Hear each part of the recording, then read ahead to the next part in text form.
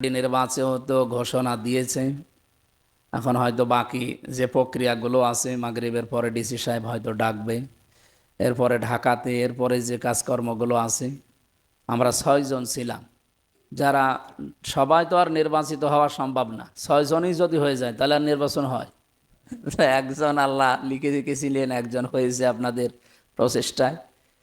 আমরা চাই ওই 6 জনের কাছে আমি কম বেশি কথা বলেছি যে সবাইকে নিয়ে আমরা আগামীর কুষ্টিয়া যে 16টা পয়েন্ট দিয়েছি আমার নির্বাচনী প্রচারণায়, এই 16টা কাজ সামনে নিয়ে আমি এগিয়ে যেতে চাই। যেহেতু একটা লাইনে ছিলাম, ওই লাইন থেকে একটা আলাদা লাইনে আমার আশা লেগেছে, সুতরাং এখন থেকে আমরা চেষ্টা চালাবো আমার কুষ্টিয়াতে অন্তত এই যে 4,40,000-এর উপরে প্রায় ভোটার, আমার বিশাল এরিয়া, প্রায় 3টা থানা এখন, কুষ্টিয়া সদর, ঝাউদিয়া এবং ইবি, এই 3টা থানা মিলে যতগুলো মানুষ আছে, সে দল মত ধর্ম মত আলাদা থাকতে পারে, কিন্তু সবাই এখন আমার।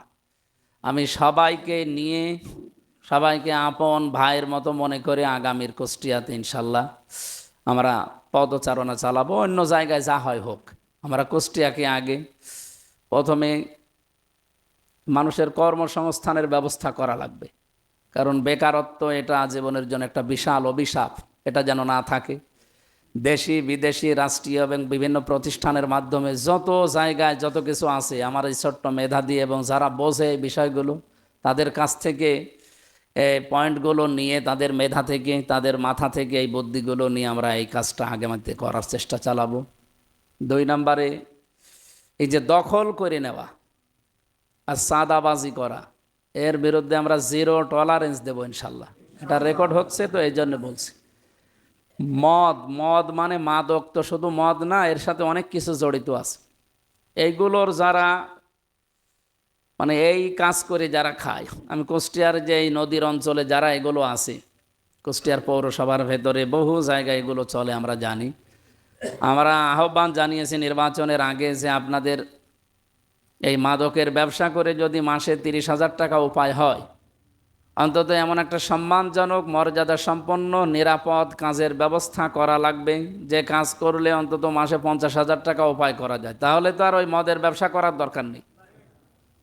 তো এই কাজগুলো আগে উদ্যোগ নিয়ে আগে ওদের ব্যবস্থা করেন, তারপরে যদি বলা যায় যে মদের এই সমস্ত চলবে না, তখন মানা যায়।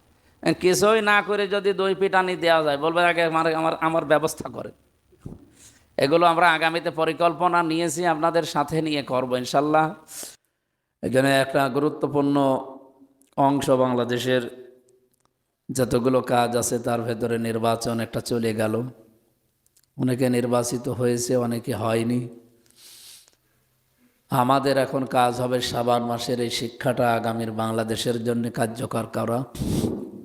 দল মত জাতি বর্ণ ধর্ম সব মিলে অন্তত দেশ যেহেতু আমাদের, গড়ারও দায়িত্ব আমাদের, অন্য কেউ এসে দেশ গড়বে না। আমরা সব সময় চাই আমাদের দেশে কেউ যেন মাতব্বরি না করে, আগ্রাসন না চালায়। এই জাতি এইটা মেনে নেয় না, এই জন্যে কয়েকবার পরপর যুদ্ধ করা লেগেছে তাদের। 47 বলেন, 52 বলেন, 71 বলেন, 24 বলেন, সবই একই। কারো খবরদারি এই জাতি মানতে চায় না, এই কারণেই তাদের জীবন পর্যন্ত দেওয়া লেগেছে। কত মানুষের জীবন চলে গেল এই সমস্ত যুদ্ধ বিগ্রহে। আগামীর বাংলাদেশ আমরা ঐক্যবদ্ধ হিসাবে ঐক্যবদ্ধভাবে গড়তে চাই। আল্লাহ আমাদের যেন সহায় হন, আমিন।